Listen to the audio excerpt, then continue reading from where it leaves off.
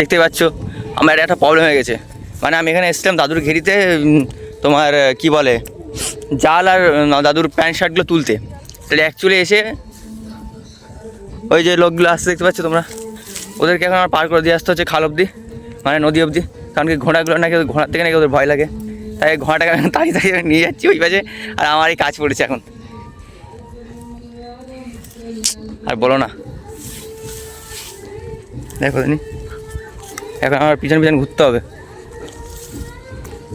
পুরো খাল অবধি পার করে দিয়ে আসতে হবে। তোমরা দেখতে পাচ্ছ ঘোড়াটা। চলো যাওয়া যাক আগের দিকে, পুরো ওকে পার করে দিয়ে আসি, তারপরে আমরা দেখা হচ্ছে, ঠিক আছে? চলো ওকে আগে পার করে দিয়ে আসি, তারপরে আমরা আসার পথে দেখা হবে, ঠিক আছে? চলো। তো পিপল তোমরা তো দেখতেই পাচ্ছ আমি কিন্তু আগে আমাদের মানে যে হিন্দি চ্যানেল আছে ওতে আমি মানে ঘোড়ার কাছাকাছি গেছিলাম, কিন্তু এত সুন্দর আমি ঘোড়া সত্যি বলতে দেখিনি, তখনও দেখিনি অ্যাকচুয়ালিতে।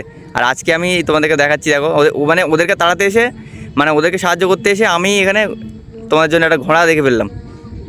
তোমরা দেখতে পাচ্ছ ঘোড়াটা আমার পুরো দাদুর ঘেরিতে নেমে পড়েছে একদম। সে ওই খেলা করতে সব ছেড়ে পুলে, আর এই দেখো আমার দাদুর ঘেরিটা এত বড় ঘেরির মধ্যে এই পুরো মাঝখানে নেমে পড়েছে একদম।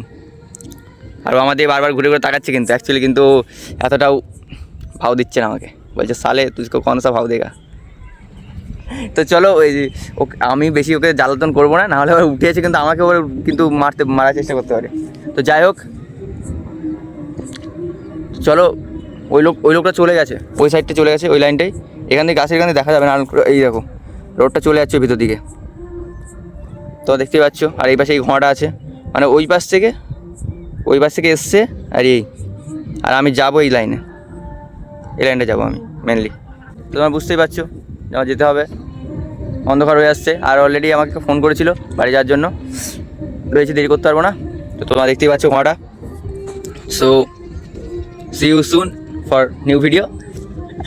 তাহলে আজকের জন্য এতটাই, okay? So thank you for watching, so good bye.